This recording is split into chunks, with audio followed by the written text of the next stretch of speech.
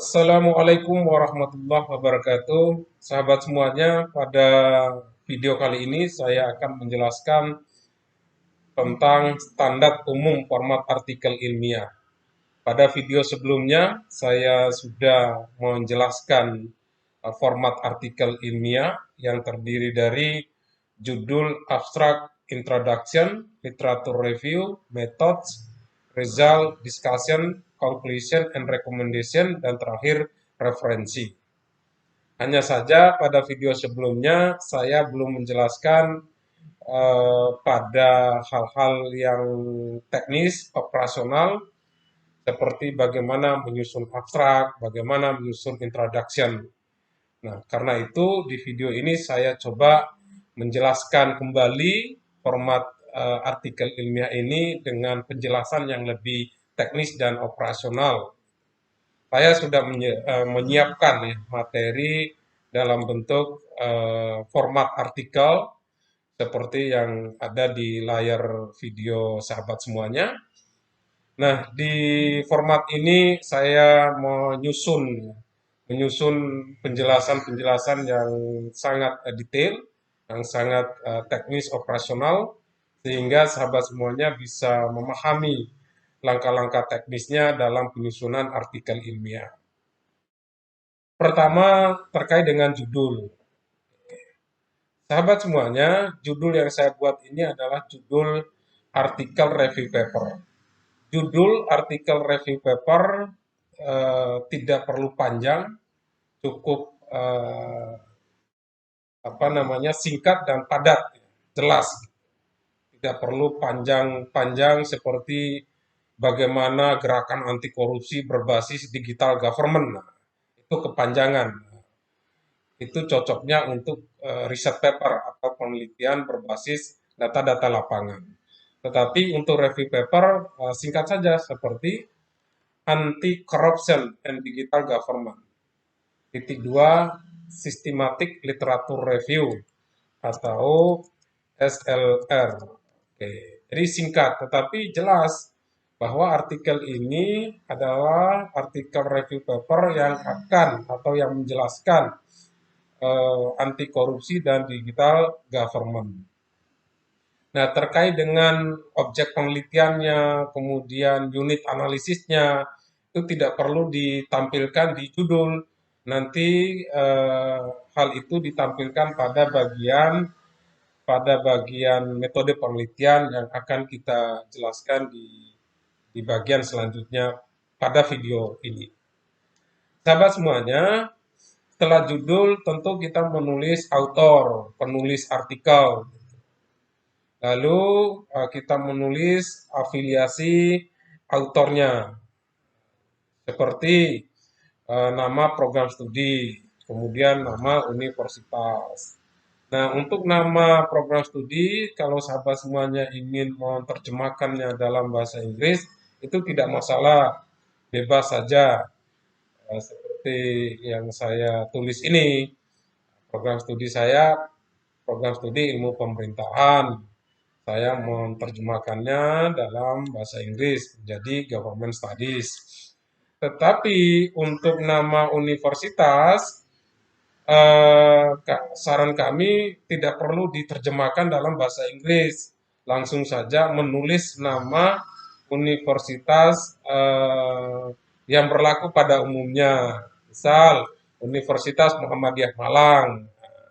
Jadi tidak perlu diterjemahkan menjadi University of Muhammadiyah Malang. Tidak perlu seperti itu. Nah, selanjutnya sahabat semuanya wajib menulis email. Nah, email yang kita cantumkan adalah email resmi dari lembaga di mana kita berada. Misal kalau saya maunya salah mungkin msi@ummicid. Nah, ini sahabat semuanya. Nah, kenapa kita menggunakan email resmi dari lembaga? Karena email resmi dari lembaga itu menunjukkan bahwa kita adalah sebagai peneliti atau sebagai autor profesional yang bekerja di salah satu lembaga. Jadi kita menunjukkan bahwa kita adalah seorang profesional dalam penelitian dan dalam publikasi. Meskipun ini bukan salah satu standar atau kriteria yang kemudian menjadi tolak ukur utama untuk mengatakan bahwa kita adalah profesional dalam penelitian dan publikasi. Tentu ada standar atau kriteria-kriteria lain yang menunjukkan bahwa kita profesional. Oke, sahabat semuanya. Selain hal itu, email resmi itu juga nanti tentu berpengaruh pada lembaga kita masing-masing. Kalau kita mencantumkan email resmi dari lembaga kita, maka itu akan berdampak pada kinerja publikasi universitas kita masing-masing. Tuh, nanti ketika ada webometrik misalnya, webometrik, maka webometrik yang rankingan universitas itu, rankingan dunia itu, maka webometrik itu salah satu instrumen melacak kinerja universitas adalah seberapa sering email resmi dari universitas tersebut digunakan oleh para dosen atau para tendik gitu, untuk kepentingan formal, kepentingan publikasi misalnya, penelitian, kerjasama, dan seterusnya. Jadi itu sahabat semuanya kenapa penting menggunakan email resmi dari lembaga kita masing-masing. Oke, sahabat semuanya, bagian berikutnya adalah abstrak. Abstrak terdiri dari 300 sampai 400 kata. Tentu standar jumlah kata abstrak ini pastinya juga berbeda dengan permintaan jurnal-jurnal yang nanti sahabat semuanya sebagai tempat publikasi artikel sahabat semua. Bisa jadi masing-masing jurnal itu berbeda permintaan jumlah kata abstrak, ada yang 250, ada yang 300, ada yang 400. Nah, pada format ini sengaja saya tulis 300 sampai 400 kata. Nanti kalau Bapak Ibu atau sahabat semuanya submit artikel pada jurnal yang dituju, tinggal melakukan penyesuaian. Kalau jurnal yang dituju itu minta abstrak 250 kata, ya tinggal nanti hapus beberapa bagian. Tetapi untuk kesempatan ini saya coba menentukan standar umumnya yaitu 300 sampai 400. Sahabat semuanya, terkait dengan abstrak, penulisannya harus jelas, harus sistematis, dan mudah dipahami oleh editor dan pembaca artikel. Nah, abstrak itu dimulai dari penulisan tujuan penelitian. Misal, penelitian ini bertujuan untuk bla bla bla bla, untuk mapping tema anti korupsi dan digital government, misalnya seperti itu.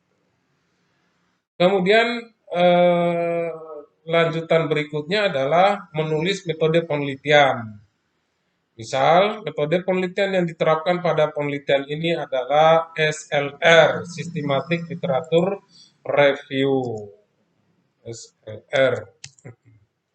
Yang menggunakan 500 artikel ilmiah bersumber dari database Scopus. Nah, ini harus ditulis nih di abstrak.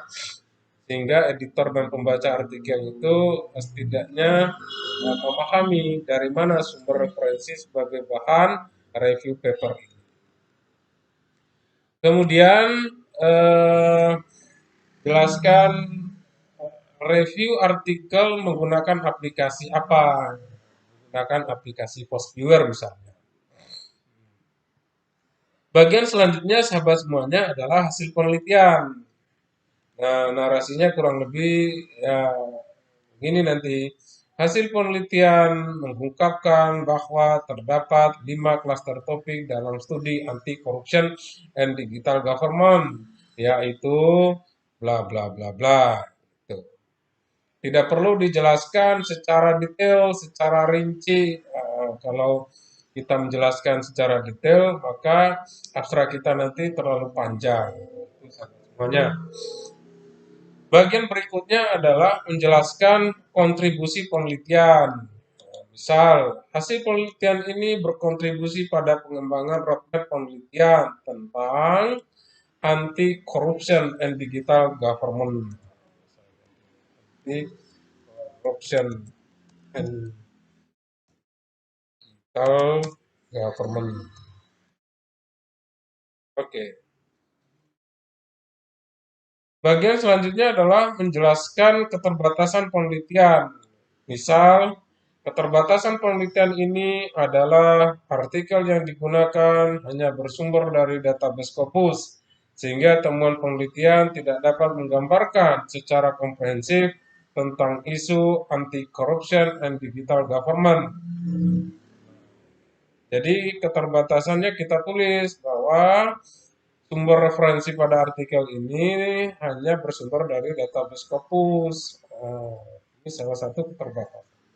Tidak perlu dijelaskan semua keterbatasan riset kita sahabat semuanya, cukup satu saja begitu. Cukup satu saja. Bagian terakhir dari abstrak itu menjelaskan rekomendasi penelitian. Nah, jadi sahabat semuanya, antara keterbatasan dan rekomendasi penelitian ini harus saling berkaitan. Kalau keterbatasannya itu kita tulis yaitu referensi yang digunakan hanya bersumber dari database Scopus, maka rekomendasinya adalah dalam rangka untuk menutupi atau melengkapi keterbatasan tersebut. Kurang lebih narasinya seperti ini sahabat semuanya.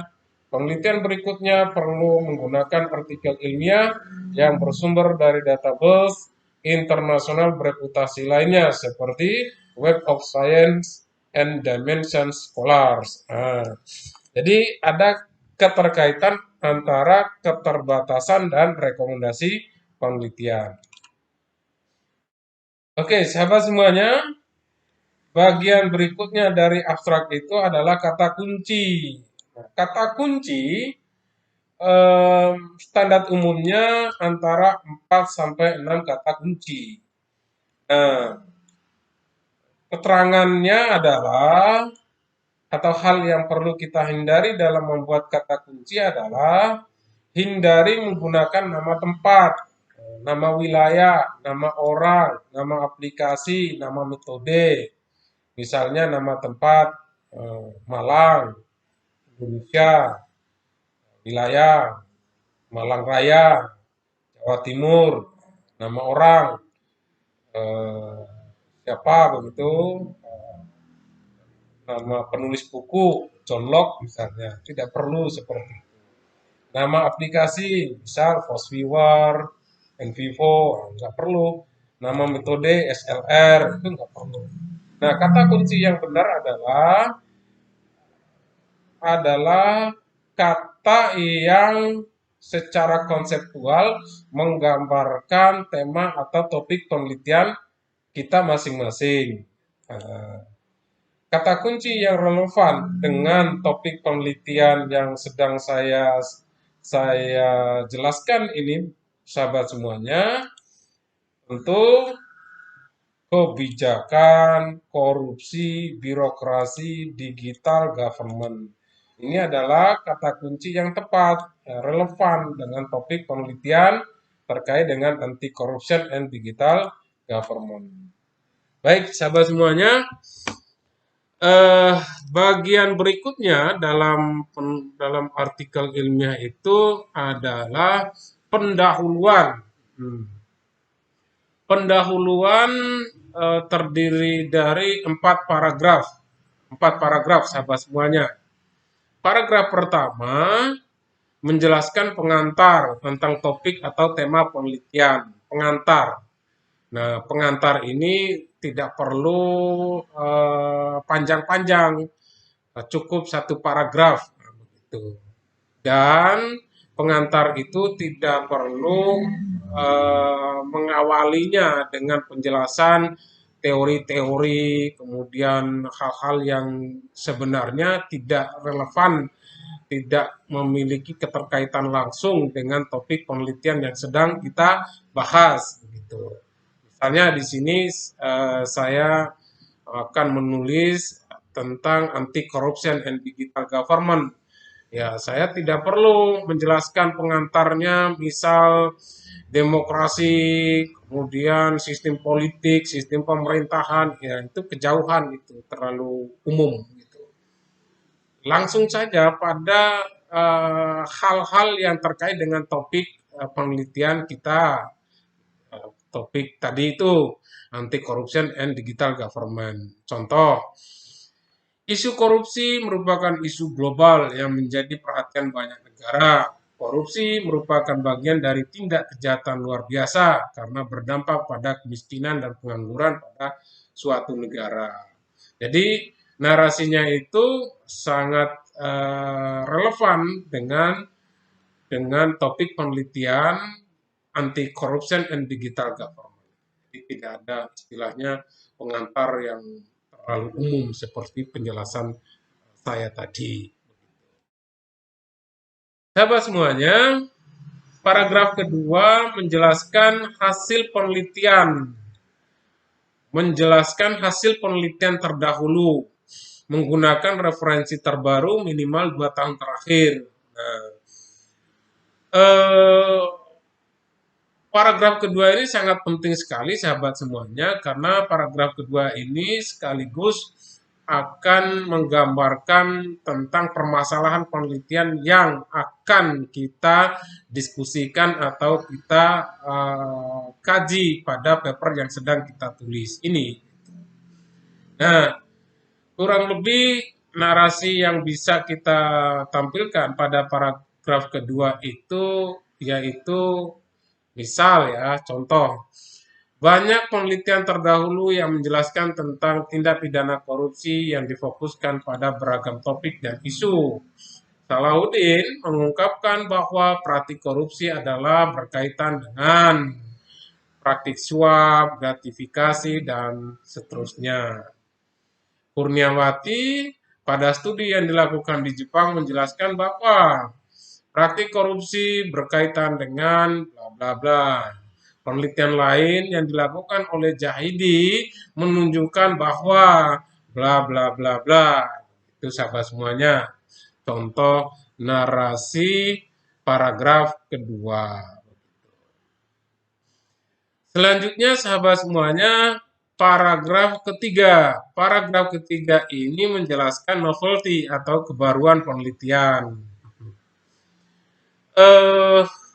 Contoh narasi yang bisa kita tampilkan pada paragraf kedua di bagian pendahuluan, yaitu meskipun penelitian terdahulu telah banyak yang menjelaskan bahwa isu korupsi menunjukkan bla bla bla bla, itu misalnya. Kemudian nanti kita jelaskan lebih lanjut.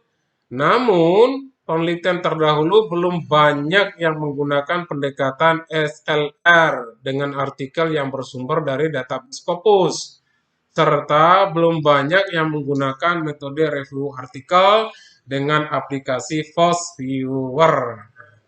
Nah, ini sahabat semuanya penjelasan yang inilah yang disebut novelty atau kebaruan penelitian. Jadi kebaruannya pada aspek penggunaan pendekatan, penelitian, dan pada aspek penggunaan aplikasi review paper. Selanjutnya, dari paragraf ketiga ini, itu menjelaskan lebih lanjut. Karena itu, penelitian ini fokus pada review paper dengan pendekatan SLR yang menggunakan 500 artikel ilmiah bersumber dari database Scopus. Metode SLR merupakan metode ilmiah yang mempunyai kekuatan dan kelebihan dalam memahami isu-isu riset berdasarkan penelitian terdahulu. Itu penegasannya sahabat semuanya. Jadi setelah kita menjelaskan kebaruannya, lalu kita lanjutkan dengan penjelasan bahwa penelitian ini atau paper ini dalam rangka mengisi kekosongan penelitian terdahulu atau mengisi riset gap-nya. Baik, sahabat semuanya, paragraf terakhir di bagian pendahuluan adalah menjelaskan pertanyaan, metode, dan kontribusi penelitian. Nah, kurang lebih narasinya seperti ini, sahabat semuanya. Fokus kajian penelitian ini mengarah pada upaya untuk menjawab pertanyaan penelitian, yaitu bagaimana perkembangan penelitian tentang anti-corruption and digital government. Anti-corruption and digital government. Dan bagaimana jejaring penelitian anti-corruption and digital governance berdasarkan topik dan citasi. Nah, ini contoh uraian pertanyaan penelitian. Lalu, metode penelitian yang digunakan adalah kualitatif analisis konten dengan pendekatan SLR dan analisis artikel menggunakan Post Viewer. Kemudian, penelitian ini berkontribusi pada pengembangan ilmu, khususnya ilmu pemerintahan yang berkaitan dengan isu-isu korupsi dan pada pengembangan kebijakan penanganan korupsi di Indonesia. Misalnya kalau fokusnya di Indonesia. Bisa juga kalau fokusnya dunia, kita sebutnya dunia. Itu sahabat. Baik. Bagian berikutnya adalah literatur review. Pada bagian literatur review ini terdiri dari 3 bagian, sahabat semuanya. 3 bagian, bukan 3 paragraf. Nah, bagian pertama menjelaskan konsep-konsep yang terkait langsung dengan tema atau topik penelitian, bukan definisi dan bukan pula menjelaskan teori. Sahabat semuanya, literatur review pada artikel ilmiah itu berbeda dengan literatur review pada penelitian atau laporan tesis disertasi. Tesis dan disertasi. Kalau di tesis dan disertasi, tentu kita harus mengulas konsep-konsep teoritis yang berkaitan dengan topik atau judul disertasi kita masing-masing. Tetapi kalau di literatur review, langsung pada penjelasan-penjelasan konseptual yang berbasis penelitian, berbasis hasil penelitian. Contoh, ini contoh ya, contoh narasinya. Banyak sarjana yang telah mengkaji isu diplomasi dan COVID-19. Nah, ini saya ganti nih. Isu anti corruption dan digital government. Di antaranya menjelaskan bahwa anti-corruption and digital government, anti-corruption dan digital government adalah berkaitan dengan upaya-upaya negara atau pemerintah membangun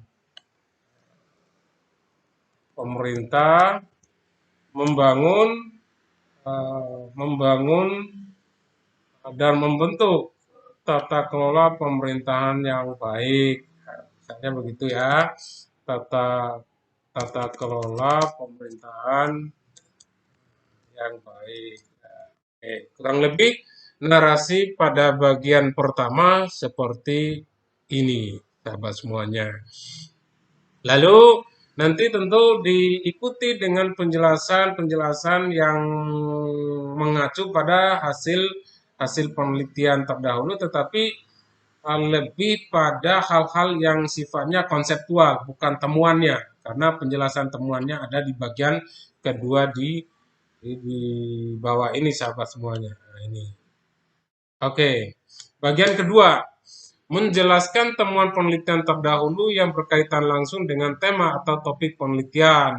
Ini 3-4 paragraf nih sahabat semuanya. Nah, wajib menggunakan minimal 10 artikel. 10 artikel atau 10 penelitian terdahulu yang digunakan pada penelitian Bapak Ibu semuanya. Nah, penjelasan atau contoh narasi pada bagian kedua ini sama dengan contoh narasi pada paragraf kedua di bagian pendahuluan, sahabat semuanya. Itu mengelaborasikan antara temuan-temuan penelitian yang menggambarkan bahwa topik yang sedang kita jelaskan pada artikel atau penelitian kita masing-masing itu sangat relevan dan penting untuk dilakukan. Sahabat semuanya, selanjutnya adalah bagian ketiga, menjelaskan kerangka penelitian. Nah, kerangka atau konseptual framework-nya. Tetapi tidak perlu panjang-panjang seperti konseptual framework pada penelitian disertasi. Singkat saja, bahkan 1-2 paragraf itu sudah sangat cukup. Nah, penjelasannya harus mengacu pada bagian pertama dan bagian kedua yang dijelaskan sebelumnya pada bagian literatur review, sahabat semuanya. Jadi acuannya pada bagian pertama dan kedua. Jadi bagian ketiga ini semacam kesimpulan konseptualnya, yang kemudian konseptual itu kita gunakan sebagai konsep untuk menggambarkan atau untuk menjelaskan data-data penelitian yang akan kita jelaskan pada bagian selanjutnya. Baik, sahabat semuanya, bagian berikut adalah metode penelitian. Ini 3 paragraf, sahabat semuanya. Paragraf pertama menjelaskan metode yang digunakan dan alasan kenapa menggunakan metode tersebut. Jadi penjelasannya juga tidak perlu panjang-panjang, tidak perlu menjelaskan definisi pendekatan, metode yang digunakan, cukup singkat saja. Misal gitu. Penelitian ini menggunakan pendekatan SLR, Systematic Literature Review. Itu yang bertujuan untuk, ini alasannya, bertujuan untuk memetakan topik atau isu penelitian yang berkaitan dengan anti-corruption and digital government. Itu contohnya. Jadi langsung to the point, tidak perlu ada penjelasan definisi SLR adalah dan seterusnya. Kemudian paragraf kedua menjelaskan tahapan pelaksanaan penelitian. Nah, tahapan pelaksanaan penelitian. Nah, ini pada umumnya kalau SLR menggunakan protokol Prisma. Nanti saya jelaskan di bagian berikutnya. Ada bagan Prisma di bawah ini. Kemudian paragraf ketiga, sahabat semuanya, paragraf ketiga menjelaskan tahapan analisis data beserta aplikasi yang digunakan. Nah, ini sebenarnya bagian dari paragraf kedua. Jadi kalau dibuat bagannya itu paragraf kedua dan ketiga itu menjadi satu bagan, sahabat semuanya. Menjadi satu bagan, satu alur penelitian. Sebenarnya ini sudah saya jelaskan pada video sebelumnya di bagian metode penelitian. Tetapi nampaknya perlu saya jelaskan lebih lanjut lagi pada video berikutnya yang berkaitan dengan bagaimana mencari artikel ilmiah sebagai bahan review paper, gitu, lalu bagaimana menganalisis data atau mereview artikel sebagai bahan review paper, sahabat. Oke, nanti kita jelaskan pada sesi berikutnya karena penjelasannya harus lebih detail, lebih teknis.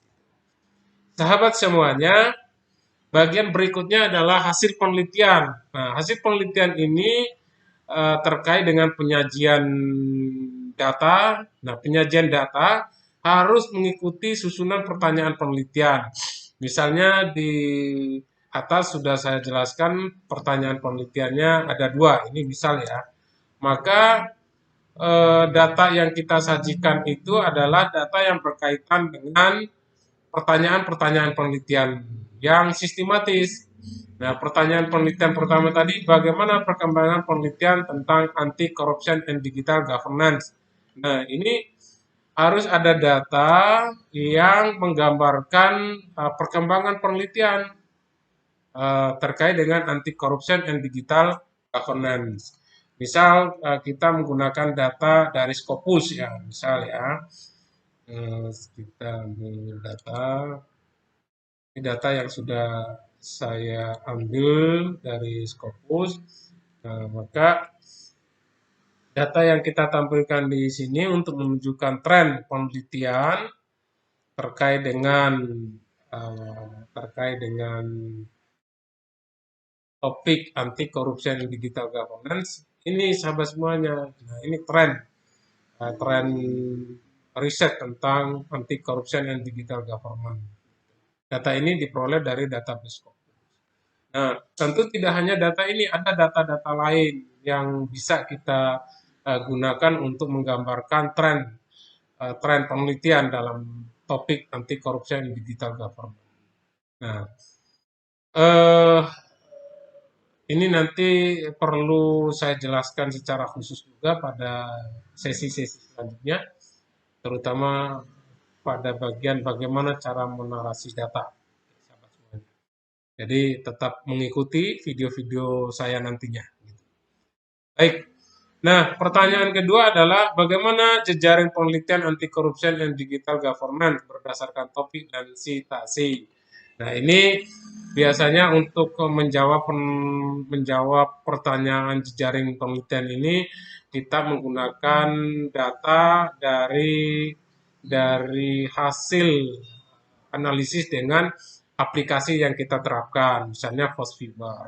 Nah, di hasil analisis dengan FOSS-Viewer itu akan menghasilkan banyak data tentang jejaring penelitian sahabat semuanya. Nah, data-data itu bisa kita gunakan, kita sajikan pada bagian hasil di paper kita masing-masing. Baik sahabat semuanya, secara detail juga akan saya uraikan pada video berikutnya bagaimana menjelaskan data-data dari FOSS-Viewer atau dari aplikasi lain. Bagian berikutnya sahabat semuanya adalah diskusi hasil. Nah, diskusi hasil ini tidak perlu panjang-panjang, cukup 1-2 halaman. Nah, diskusi hasil itu harus menyesuaikan dengan susunan pertanyaan penelitian dan penyajian data yang kita jelaskan di bagian hasil tadi. Begitu. Jadi pertama kita diskusikan tuh bagaimana tren publikasi dalam topik anti corruption and digital government. Kita diskusikan. Kita mendiskusikan temuan-temuan berdasarkan data tadi dengan penelitian terdahulu yang kita kutip pada bagian literatur review. Kita elaborasikan bagaimana nih antara data-data yang kita temukan dengan temuan-temuan penelitian terdahulu yang kita jelaskan pada bagian literatur review. Kita jelaskan kembali, tetapi penjelasan di diskusi hasil itu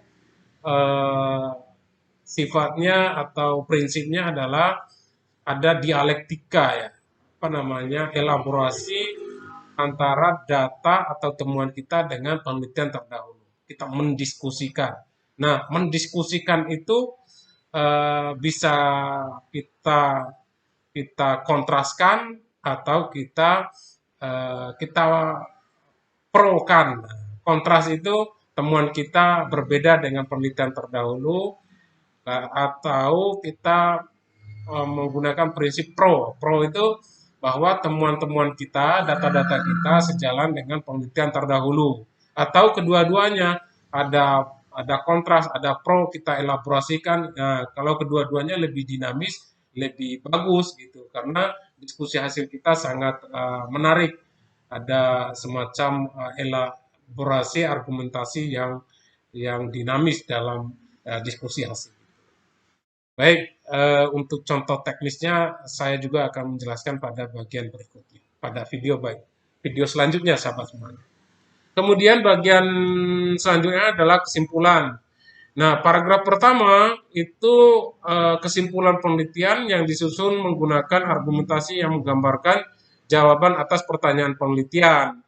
Jadi bukan menjelaskan kesimpulan yang mengacu pada bukan mengacu ya, yang mengutip kembali atau menguraikan kembali pada bagian hasil dan diskusi hasil. Ya, tidak seperti itu. Nah, hasil dan diskusi hasil itu adalah dasar kita untuk membuat kesimpulan dalam bentuk argumentasi. Nah, argumentasi itu menggambarkan jawaban atas pertanyaan penelitian yang kita ajukan. Itu sahabat semuanya. Itu satu paragraf. Paragraf kedua menjelaskan kontribusi penelitian. Apa sih kontribusinya gitu kan? Benarkah kontribusi yang kita uraikan sebelumnya itu benar-benar eh, benar-benar penting, benar-benar eh, berkaitan dengan topik penelitian kita. Ya, tentu diantaranya adalah dalam rangka pengembangan bidang ilmu pada topik yang kita diskusikan di penelitian kita masing-masing.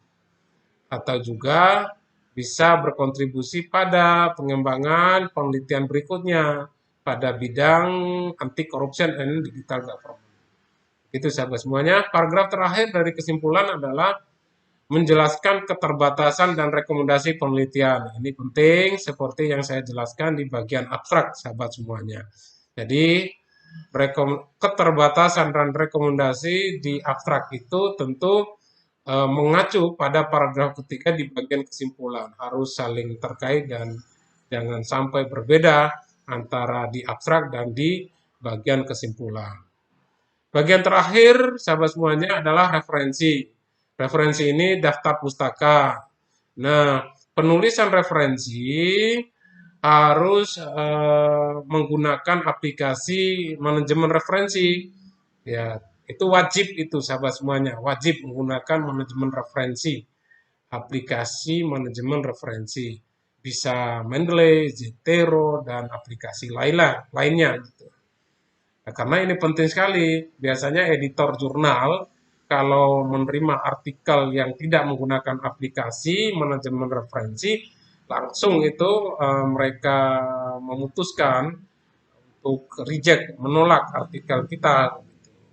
Atau kalau editornya baik, baik hati maksudnya, maka editor itu akan mengirim email ke penulis meminta agar kita memperbaiki artikel. Tentu permintaannya adalah menggunakan aplikasi dalam manajemen referensinya. Jadi penting menggunakan manajemen referensi.